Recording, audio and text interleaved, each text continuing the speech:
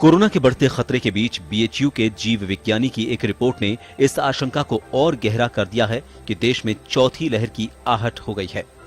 BHU के जीव विज्ञानी ने एक सीरो सर्वे किया, जिसके तहत 116 लोगों के सैंपल लिए गए। इस सर्वे में बेहद चौंकाने वाले आंकड़े सामने आए हैं। सर्वे में महज 17% लोगों में ही एंटीबॉडी पाई गई है। सीरो सर्वे के आधार पर वैज्ञानिकों का मानना है कि अगर 70% से ज्यादा लोगों के अंदर एंटीबॉडी खत्म हो जाती हैं, तो कोरोना के आंकड़े बढ़ सकते हैं। काशी हिंदू विश्वविद्यालय के जीव विज्ञान के प्रोफेसर ज्ञानेश्वर चौबे ने ये 10 सर्वे किए हैं।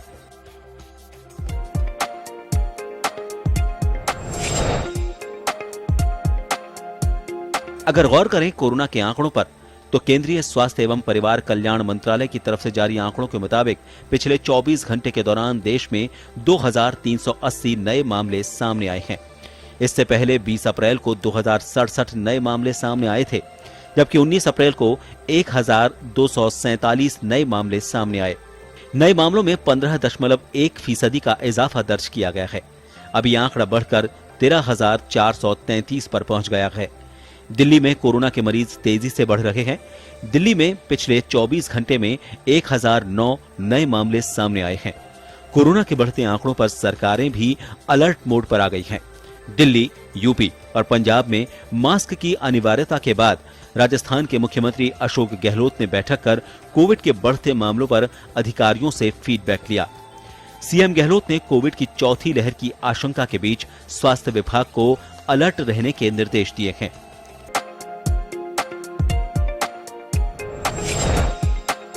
स्वास्थ्य विशेषज्ञों का मानना है कि कोरोना के बढ़ते मामलों की मुख्य वजह एंटीबॉडी में गिरावट के साथ ही प्रिकॉशन डोज लेने की धीमी रफ्तार है।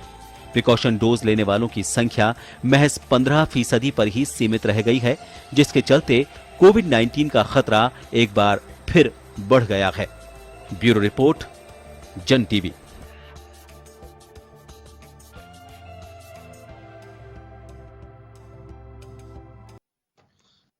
नमस्कार, जन टीवी में स्वागत है आपका। मैं हूं योगेंद्र। आप देख रहे हैं खास खबर, और खास खबर में हम बात करेंगे आज कोविड की। क्या चौथी लहर की दस्तक माने या इसके आहट माने? जिस तरह के आंकड़े सामने आ रहे हैं और सरकारों की चिंता बढ़ रही है। पंजाब, दिल्ली, उत्तर प्रदेश ने मास्क जरूरी कर दिया है।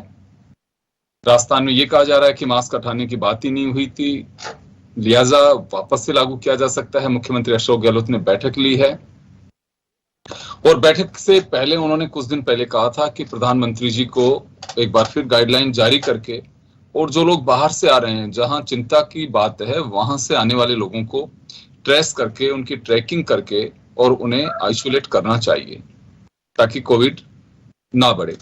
लेकिन चलिए, अभी अगर शुरुआत में हम लोग सावचेत रहते हैं तो मुझे लगता है कि जो दूसरी लहर में तबाही हमने झेली है वो नहीं हो पाएगी।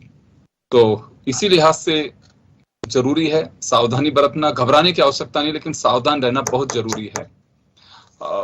हमारे साथ इस वक्त डॉक्टर पी.आर. गुप्ता साहब जुड़ेंगे, और अरुण शर्मा साहब कांग्रेस से हमारे साथ में जुड़े हैं। बीजेपी से हमारे साथ में सुरेश गर्ग साहब जुड़े हुए हैं। और ये आप लोग देख रहे होंगे कि राजनीतिक दलों का कोविड के पैनल में क्या काम है। इन्हीं का काम है, अभी नहीं तो कल। सरकारें इन लोगों की हैं और इन्हें दुरुस्त करना चाहिए तैयारियों के साथ में। और अगर कहीं लेको न रहता है तो सियासत भी यही लोग करेंगे। तो इस लिहाज से ये कहना लाजमी होगा कि अपने स्तर पे जो बेहतर कर सकते हैं वो करें। अरुण जी, आपके पास आना चाहूंगा एक बार मैं। आप थोड़ा मेडिकल फील्ड से भी जुड़े हुए हैं, और मुख्यमंत्री ने बैठक ली है। कुछ दिन पहले उन्होंने कहा था कि प्रधानमंत्री जी को अब वापस से गौर करना चाहिए कि कहाँ पे क्या कमी है, और राज्यों को निर्देश दें, या फिर जो लोग बाहर से आ रहे हैं फ्लाइट्स के जरिए, उन लोगों पर ध्यान रखने की आवश्यकता है। ये मैं इस वजह से कह रहा हूं कि आज नहीं तो कल फिर हमारे यहाँ पे क्या सियासत हर बात में तलाशी जाती है, शुरू हो जाती है। क्यों ना जिन लोगों पर आप सियासत करेंगे, अगर वो सुखी रहें, स्वस्थ रहें, तो मुझे लगता है इसकी कोई आवश्यकता नहीं पड़ेगी। इस राजनीतिक करने के मुद्दे बहुत सारे होंगे। जी योगेंद्र जी, आपने सही कहा, हल्की सही पर दस्तक चौथी लहर की सुनाई देने लगी है। काफी हल्की जरूर है इस समय, लेकिन स्पष्ट है। बल्कि कुछ देशों में तो काफी विकराल रूप ले चुकी है। ओरिजिनल जनक हैं चाइना, वहां आपको पता ही है पिछले 1 महीने से बुरा हाल चल रहा है। 2-3 दर्जनों से ज्यादा शहरों में टोटल फोर्स्ड लॉकडाउन है। वो सब गतिविधियां चल रही हैं और मुख्यमंत्री ने आज बैठक भी ली है। ये भी निर्विवाद है कि हम तैयारी का जहां तक सवाल है, हम काफी सक्षम हुए हैं दूसरी लहर के बाद। काफी हर क्षेत्र में, वो चाहे ऑक्सीजन का सप्लाई हो या बेड्स की अवेलेबिलिटी हो, वो सारे कामों में हमारी ताकत बढ़ी है। रही बात मुख्यमंत्री जी का प्रधानमंत्री जी को कहना कि एक बार दोबारा से गाइडलाइंस पे गौर किया जाए और जो प्रभावित देशों से आवागमन जो है उसको रेगुलेट किया जाए, वो तजुर्बे के हिसाब से कह रहे हैं कि ऐसा करना चाहिए। ये सुझाव कोई अवांछनीय सुझाव नहीं है, क्योंकि हमने कच्चे खाए हैं पहले। और आपको याद होगा कि अमेरिकन प्रेसिडेंट की यात्रा का हमने वेट किया बाकायदा, जब तक दुनिया में फैल चुका था ये। मध्य प्रदेश की सरकार गिरने की भी हमने इंतजार की, जब गिर गई वो 23 मार्च को, 24। लेकिन अरुण जी, ये तो सब चीज हो चुकी है। हम तो चिंता जाहिर करना चाहते हैं कि दोबारा से वो दिन देखने को ना मिले और पब्लिक की हिफाजत रखना। मुझे लगता है कि जो सरकारों में बैठे लोग हैं उनकी ड्यूटी होनी चाहिए, जनता की भी ड्यूटी होनी चाहिए कि वो सावधानी बरतें। गवर्नमेंट जो गाइडलाइन जारी करती है उसको फॉलो करें। मैं गर्ग साहब आपके पास आना चाहूंगा। कांग्रेस लगातार मांग कर रही है कि कोविड वापस से पांव पसारना शुरू कर दिया है, और जो वाराणसी हिंदू विश्वविद्यालय की जो रिसर्च रिपोर्ट है उसके अनुसार एंटीबॉडी जो हमारी होनी चाहिए वो डाउन जा रही है। किसी के वैक्सीन कब लगी थी, किसी को एंटीबॉडी बनी होंगी, वो अब कम हो रही है। तो ऐसे में सावधान रहने की तो जरूरत है ही। बाहर से आने वाले लोगों को जरूर टेस्ट करने की जरूरत है कि वो कहां से आ रहे हैं, उन्हें क्या आइसोलेट किया जाना चाहिए। आपको लगता है कि अब ऐसे कुछ तैयारी की आवश्यकता है? देखिए योगेंद्र जी, निश्चित रूप से 4th वेव की जो आहट आ रही है, जो चाइना के अंदर प्रॉब्लम्स आई है, उसके हिसाब से लगता है कि हिंदुस्तान में धीरे धीरे केसेस बढ़ते जा रहे हैं। जहां तक ये जो कांग्रेस के प्रवक्ता ने राजनीति की कि साथ ट्रंप आए थे, इसके बाद में और दूसरे कार्यक्रम थे, तो मैं इनको ये बताना चाहता हूँ कि राजस्थान के अंदर प्रसादी लाल मीणा जी जो संविदा कर्मचारी रखे गए थे, उनको बेचारों को हटा दिया गया है। कि जो उनने कोरोना काल के अंदर इस संकट के अंदर जिन्होंने जनता को साथ दिया और कोरोना के अंदर जिन्होंने काम किया, उनको उन्होंने हटा दिया। और एक तरफ मुख्यमंत्री जी कह रहे हैं कि साहब कोरोना की गाइडलाइंस का फॉलो। मुख्यमंत्री जी बोलते क्या, करते क्या? मुख्यमंत्री जी बोलते कि पहले इन्होंने बोला था सब हमने कर्फ्यू नहीं हटाया, जबकि ये बोल रहे कि हमने कर्फ्यू नहीं हटाया। तो फिर जब आपने रात का कर्फ्यू कंटिन्यू रखा था तो फिर रात में जनता क्यों घूम रही थी? तो ये जो बोलते हैं ना वो करते नहीं है। जहां तक केंद्र सरकार की बात है, केंद्र सरकार हर चीज को अपने ध्यान में रहती है। आप देखिए आज विश्व का सबसे बड़ा वैक्सीनेशन ड्राइव मोदी जी के नेतृत्व में 186 करोड़ वैक्सीनेशन अगर हिंदुस्तान में हुई है, कोई विश्व के अंदर इस तरह का कर नहीं सकता। और हिंदुस्तान की जो वैक्सीन है, वैज्ञानिकों को मैं सलाम करता हूं कि हिंदुस्तान की जो वैक्सीन है वो वर्ल्ड के अंदर नंबर 1 है। फाइजर या मॉडर्ना की जो वैक्सीन है उससे बेटर है। तो हमने जो तीसरी वेव है उसको उस वैक्सीनेशन की वजूद से हम उस तीसरी वेव को झेल पाए। चौथी वेव को भी हम इस संकट से उभर जाएंगे, क्योंकि हमारी जो एंटीबॉडी है, क्योंकि अभी बूस्टर डोज का है। बूस्टर डोज 60 साल से ऊपर के लोग हैं उनके लिए हमने फ्री की व्यवस्था कर रखी है कि 60 से ऊपर के हैं उनको भी। अब 18 से 60 साल के लोग हैं उनके लिए भी हमने बूस्टर डोज के लिए केंद्र सरकार ने कह दिया कि भाई बूस्टर डोज लगवाएं। तो केंद्र सरकार पल पल पर जहां जहां जरूरत है वहां केंद्र सरकार है, लेकिन राज्य सरकारों का भी जरूरत है। केंद्र सरकार सुविधा मुहैया करा सकती है, बाकी उसको पालना करना वो राज्य सरकार की जिम्मेदारी है। केंद्र सरकार की जहां जरूरत होगी वो केंद्र सरकार अपने नियमों का पालन करेगी, लेकिन राज्य सरकार जो कोताही बरत रहे हैं, जो संविदा कर्मचारी, योगेंद्र जी संविदा कर्मचारी स्ट्राइक पे बैठे हुए हैं, धरने पे बैठे हुए हैं, उनकी रोजगार छीन लिया। तो मैं इनसे ये निवेदन करना चाहता हूँ कि जिनका रोजगार छीना उनको रोजगार दे, वापस कोरोना की लहर आ रही है उनको वापस रखें। जी बिल्कुल, आप सही कह रहे हैं। मैं लौटूंगा आपके पास में भी। पीआर गुप्ता साहब हमारे साथ में जुड़े हुए इस वक्त। गुप्ता साहब सुन पा रहे हैं मुझे? हाँ, मैं बिल्कुल सुन पा रहा हूँ साहब, वीडियो नहीं आ रहा, लेकिन वो कोई जी, technical doctor problem PR Gupta साहब हमारे साथ जंटू में जब कोविड की पहली लहर आई थी, पहला लॉकडाउन लगा था, तब से हमारे दर्शकों को काफी सावचेत करते रहे हैं और हम आपका शुक्रिया भी अदा करना चाहेंगे कि लगातार आप हमारे साथ में बने हुए हैं। डॉक्टर साहब, चौथी लहर के आहट दिखाई दे रही है, विशेषज्ञों का कहना है, तो इसे किस तरह से देखा जाए? हमारी तैयारियां जो हैं वो सफिशिएंट है या अभी हम कोताही बरत रहे हैं या फिर हम किसी उस प्रचंड लहर का इंतजार है कि वो जब तक नहीं आएगी जब तक हम तैयार नहीं होंगे?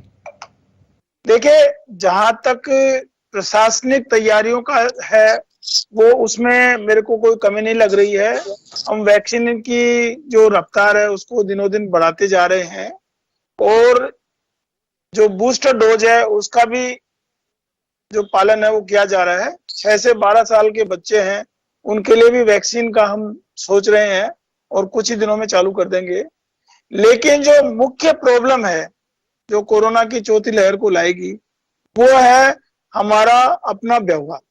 यदि हम भीड़ भाड़ में जाएंगे, मास्क नहीं लगाएंगे, कुछ भी हो, आज कोरोना है, कल दूसरी चीजें भी आएंगी, तो जो सामान्य व्यवहार है, भीड़ में जाना, भीड़ जुटाना, उस प्रक्रिया को हमें दूर रखना होगा। आज भी मास्क का पालन करना होगा, जहां तक हो सके भीड़ भाड़ से बचना होगा।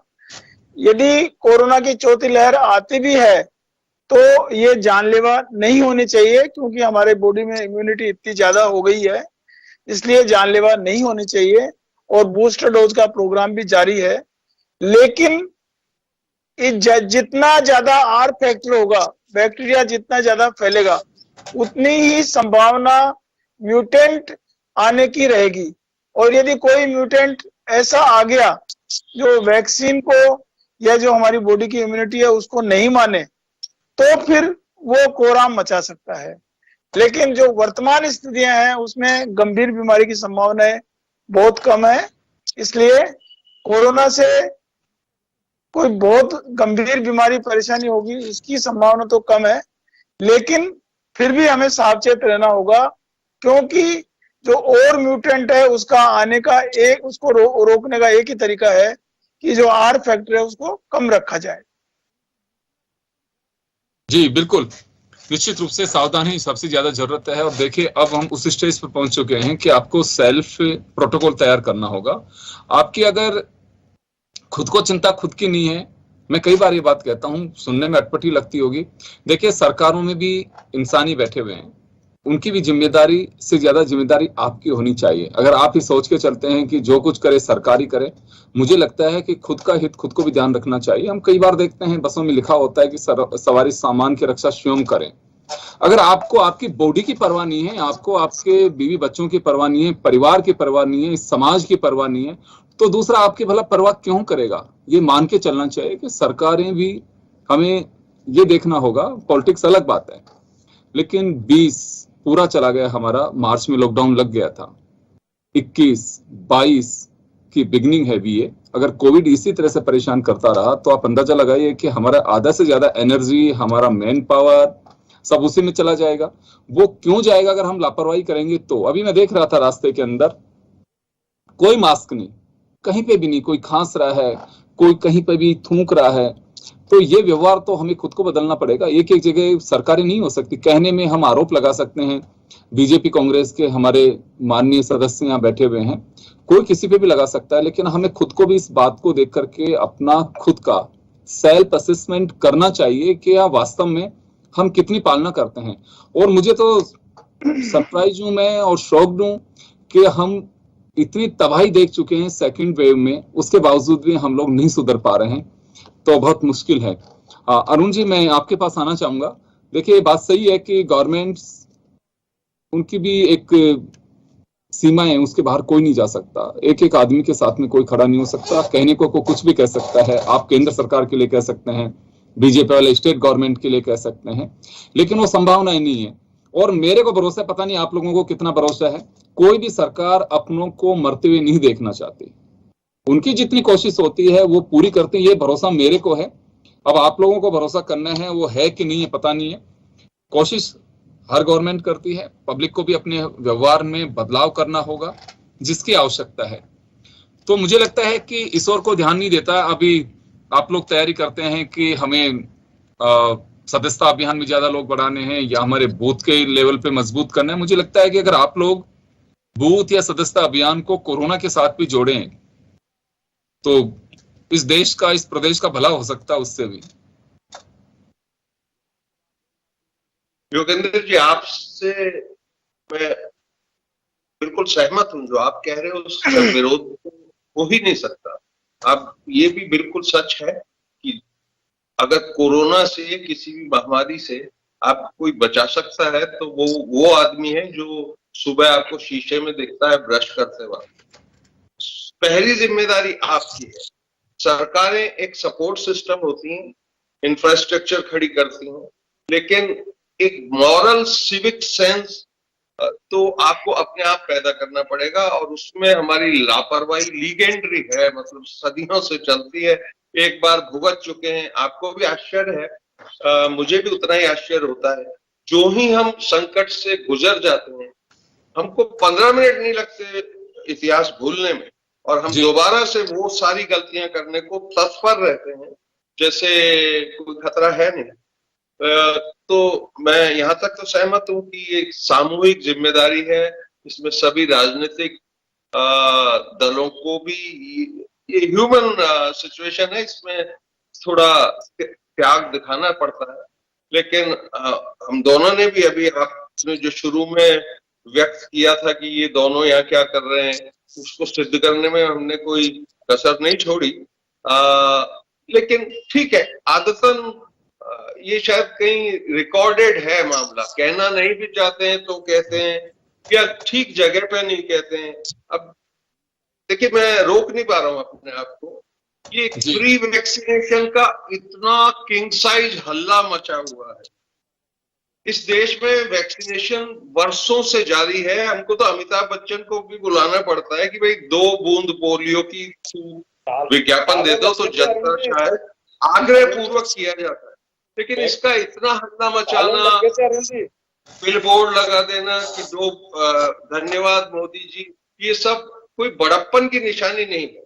आदमी को अपने आप महसूस होगा कि यार ये धन्यवाद दिया जा सकता है। मोदी जी तो पहले कोई डेवलप हुआ था, उसमें सालों लगते थे। छोटी मोटी किताब लिख सकता हूँ, इसका पूरा जो विवरण है, इसको कैसे जोड़ा गया है अपने से एक दौरा करके, वो अलग बात है।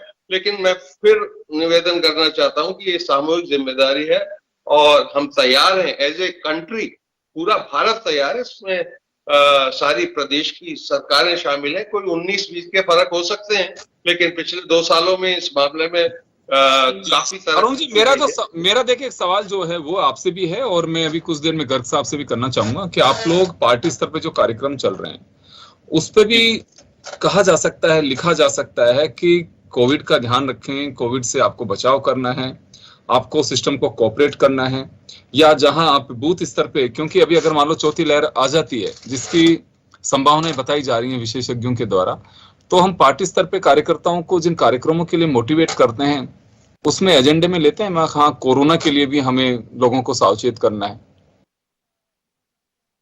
शानदार सुझाव है, लेकिन कितना ग्राउंड लेवल पे व्यवहारिक रहेगा, कितना लोग मानेंगे, ये तो छूत की बीमारियां हैं। अगर आपने देखा आसपास कोई मास्क नहीं लगाता है, आपको मास्क लगाने में शर्म आती है, और मतलब इस तरीके का व्यवहार है। लेकिन ये सुझाव तय है कि आप सदस्यता अभियान की इतनी फिक्र है, बूथ लेवल मजबूत करने की फिक्र है, तो वहीं एक लगातार संदेश जाता रहे कार्यकर्ताओं को, लोगों को, कि भाई अभी ये कहानी पूरी नहीं हुई है, पूरी सतर्कता बरतनी चाहिए। शानदार सुझाव है आपका। मैं कोशिश गर्ग साहब आपके पास आना चाहूंगा, मैं गर्ग साहब आपके पास आना चाहूंगा कि देखिए, मेरी अपनी एक सोच है कि आप लोग, क्योंकि जिस समाज से वोट की अपेक्षा करते हैं, तो मुझे लगता है कि आपके एजेंडे में ये भी जोड़ लीजिए। आप पन्ना प्रमुखों की बहुत बैठकें करते हैं, बूथ की बैठकें करते हैं, तो आप उनमें ये भी जोड़ दीजिए कि हाँ, पन्ना प्रमुख और जो बूथ पे लोग हैं वास्तव में उनके कोई तकलीफ, फिर आप कहेंगे कि तकलीफ का तो हम पहले ध्यान रखते हैं, उनको जागरूक करिए कि। लेकिन डर सबसे बड़ा क्या है कि आप किसी को जागरूक करेंगे और उसी ने कह दिया कि आपको क्या तकलीफ है, आप वोटर को नाराज नहीं करेंगे, वो चाहे परेशान होते उसको देख लोगे, लेकिन वोटर को, कोई राजनीतिक दल हो, कि यार जिसके लिए हम जूझ रहे हैं, एक एक वोट की तो कीमत है, कोई बात नहीं वैसा मत लगाइए, चालान भी मैं माफ करवा दूंगा।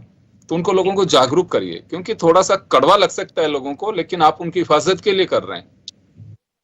योगेंद्र जी देखिए, भारतीय जनता पार्टी हर सेवाभावी पार्टी है। आपने देखा होगा कोरोना काल के अंदर हमारे हर कार्यकर्ता ने कोरोना के अंदर सेवा की है, लोगों को घरों में भोजन मुहैया कराया, जहां जिनको किसी चीज की दवाइयों की जरूरत थी दवाइयों की व्यवस्था कराई है। तो हमारे पन्ना प्रमुख हो या कार्यकर्ता हो, हमारे पन्ना प्रमुख और कार्यकर्ता में कोई फर्क नहीं है। हर कार्यकर्ता ने कोरोना काल के अंदर पूरे राजस्थान की या पूरे भारतवर्ष की सेवा की है। इवन मैं खुद इंचार्ज था पूरे जयपुर का, डेली सुबह से लेकर शाम तक हर कार्यकर्ता से या मंडलों से मैं अपडेट लेता था कि भाई आज कितने लोगों की आपने सेवा करी है, आज कितने लोगों को राशन मुहैया कराया, कितने लोगों को आपने हॉस्पिटलों में पहुंचाया है, या जो भी सहायता की जरूरत थी वो उनको, उसका हम अपडेशन लेते थे। तो भारतीय जनता पार्टी हमेशा सेवा के अंदर रहती है। लेकिन जो ये कह रहे हैं ना कि साहब ये फ्री की वैक्सीन का कब तक, अरे भाई ये मोदी जी का विजन है जो 186 करोड़ लोगों को दे दिया। अगर आपकी सरकार होती तो जो राजीव गांधी जी बोल के गए थे कि 1 रुपए में 85 पैसे हम खा जाते, तो वो पैसा ना वो भ्रष्टाचार में चला जाता, लोगों को वैक्सीन नहीं पाती। आपने जो पोलियो की वैक्सीन डेवलप करने में सालों लग गए थे साहब, यहाँ 6 महीने के अंदर वैक्सीन डेवलप करना, ये भारत के वैज्ञानिकों और मोदी जी का विजन है, जो कि आप 6 महीने के अंदर वैक्सीन, और वो वैक्सीन जो कि हिंदुस्तान पूरे वर्ल्ड उस वैक्सीन को मानता है। पूरे वर्ल्ड के अंदर अगर वैक्सीन है तो भारत की वैक्सीन गर्ग साहब, अब तो मुझे लगता है कि आपने बहुत सारे आर्टिकल पढ़ लिए होंगे कि ये फार्मूला कहाँ से आया था और किसने इजाद किया था, और फिर आधार पूना वाले से क्या पैक्ट हुआ, ये मालूम है कि नहीं आपको? नहीं पढ़ना चाहते साहब, नहीं पढ़ना चाहते। ये भारत का मोदी जी का विजन है। आपने देखा होगा कि कोरोना काल के अंदर मोदी जी कोविशील्ड जो वैक्सीन है तो 85% लगी है यहाँ इस देश में, जिसका फार्मूला बाहर से एस्ट्राजेनेका नाम की कंपनी ने बनाया है। सीरम इंस्टीट्यूट ऑफ इंडिया ने सिर्फ उसको जैसे जॉब वर्क होता है वो किया गया है। ये बिल्कुल फ्रॉड है। आप हमें बता रहे हो भारत बायोटेक ने क्या किया, ये बताइए। 25 पैसे उसमें अपनी खुद की वैक्सीन डेवलप की है सरकार ने, 25 नए पैसे भारत बायोटेक ने डेवलप की है, वो पूरे हिंदुस्तान में खुद ने अपनी सेल डेवलप की है। बिल्कुल कोवैक्सीन की, लेकिन आप जिसका कह रहे हो ना सबसे पहली जो वैक्सीन है सर, वो सबसे पहली वैक्सीन जो थी वो फॉर्मूला बाहर से, लेकिन एक विजन होता है, एक प्रधानमंत्री का विजन होता है। बहुत अच्छी बात है किया सर। ऑर्डर देने भूल गए सर, वैक्सीन वालों को ऑर्डर नहीं दिया, दोनों कंपनियों को ऑर्डर बहुत लेट मिले हैं। अप्रैल में ऑर्डर दिए हैं, 28 अप्रैल को। इस तरीके की बातें हैं। मैं कह रहा हूँ ना, ये अलग प्लेटफॉर्म चाहिए, मैं किताब लिख सकता हूँ इस पे। ये कमाल की मिथ्या चला रखा है। इसमें पार्टी पॉलिटिक्स की कहाँ जरूरत है। अब आप बताइए योगेंद्र जी, मैं ये कहना चाहता हूँ, चलो ये बताइए, इन्होंने संविदा कर्मचारी बेचारों ने कोरोना काल के अंदर कितने जो आऊंगा मैं, सुनिए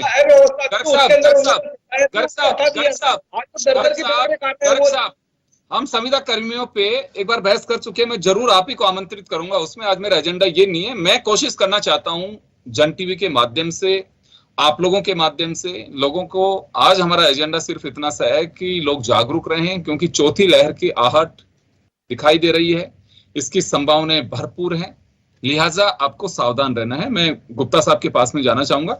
डॉक्टर साहब, आज हमारा एजेंडा सिर्फ ये है कि लोग जागरूक रहें और खुद का ध्यान रखें, अपनों का ध्यान रखें, पड़ोसी का ध्यान रखें, समाज को ध्यान रखें। मुझे लगता है इस देश बहुत बड़ा आभारी रहेगा उन लोगों का।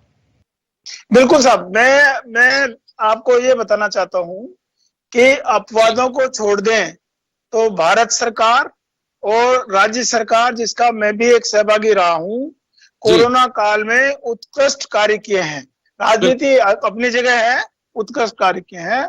और आज मैंने शुरू में ही बताया कि प्रशासनिक तौर पर हम चौथी लहर को रोकने के लिए या उससे लड़ने के लिए पूरी तरह से तैयार हैं। लेकिन मेरा निवेदन यह है कि प्रशासनिक एक्शन के पहले हम खुद ही सावधान हो जाएं, क्योंकि जो आज हम नॉर्मल पटरी पे आए हैं वो वापस उस पटरी से उतर नहीं जाए। इसके लिए एक ही काम है कि प्रशासन को लॉकडाउन जैसी स्थिति में नहीं आना पड़े, लोग खुद ही सावधान हो जाएं और जो भीड़ भाड़ी इलाकों में न जाएं, और जहां भी जरूरी है जाना तो मास्क लगा के जाएं। कोविड एप्रोप्रिएट बिहेवियर जो है वो अपनाएं, और जो बूस्टर डोज है उसकी भी उतनी परवाह करें जितनी की पहली और दूसरी डोज की परवाह की थी।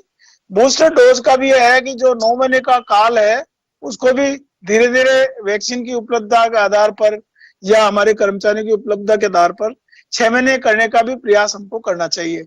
लेकिन वो सब चीजों के अलावा सबसे ज्यादा जो है, स्वयं हम यदि कोविड एप्रोप्रिएट बिहेवियर अपनाते हैं तो यही चौथी लहर से लड़ने की मुख्य जो एक्शन प्लान है वो होना चाहिए। सरकार की तरफ नहीं देखना चाहिए, क्योंकि सरकार का यदि एक्शन आया तो हमारा जो व्यापार है, हमारा जो काम है, शादी ब्याह है, सब लाइन से उतर जाएंगे और हम खुद ही परेशान होंगे। इसलिए आप खुद करें, सरकार की तरफ ना दें। जी, निश्चित रूप से एजेंडा भी हमारा यही है कि लोग सावधान रहें, घबराने की जरूरत नहीं है, ना किसी तरह की चिंता की आवश्यकता है। आपको सावधान रहना है, सावधान रहेंगे, सावचेत रहेंगे तो ना कोई चिंता घर कर सकती है, ना आपको कोई घबराहट हो सकती है। लेकिन अगर हम इसी तरह से, आपको मालूम है कि जो वेरिएंट हमारे बीच है उसके कई तरह के म्यूटेंट हमारे यहाँ पे तैर रहे हैं, और ये कहा जाता है कि अभी जो सेकंड वेव में थे, चले बहुत खतरनाक वेरिएंट रहा, लेकिन अभी की पोजीशन ये है कि जो तीसरी लहर में हमने जिसका ओमिक्रॉन का सामना किया है वैसा ही है, लेकिन तीव्रता बहुत ज्यादा है, संक्रमित ज्यादा कर सकता है, उसकी तीव्रता ज्यादा है। तो ऐसे में हमें सावधान रहने की ज्यादा जरूरत है। और मैं गर्ग साहब से और अरुण साहब से गुजारिश करूंगा कि आप लोग एक बहुत बड़ा एक जरिया हो सकते हैं हमारे माध्यम से। आप खुद एक, मैं कहूं कि सक्षम है आप लोग अपनी पार्टी के स्तर पे, पार्टियां लोगों को जागरूक करें, ताकि हम जो अब से पहले खो चुके हैं, देख चुके हैं, वो दृश्य दोबारा देखने की जरूरत ना पड़े। क्योंकि अगर आज सावचेत रहेंगे तो बहुत हम सब सुखी रहेंगे, स्वस्थ रहेंगे। और अगर हम सावधान नहीं रहेंगे तो सावधानी घटी, दुर्घटना घटी, वो कभी भी घट सकती है और किसी के साथ भी घट सकती है। इससे जरूरत है कि हमें सावधान रहने की आवश्यकता है, सतर्क रहने की आवश्यकता है। मैं ये तो नहीं कहूंगा कि आप घर में रहिए, सुरक्षित रहिए, हाँ, लेकिन कोई काम नहीं है तो घर में रहना ज्यादा बेहतर है। चलिए, बहुत बहुत शुक्रिया तमाम अतिथियों का और दर्शकों का। खास खबर में इतना ही, दीजिए इजाजत, नमस्कार।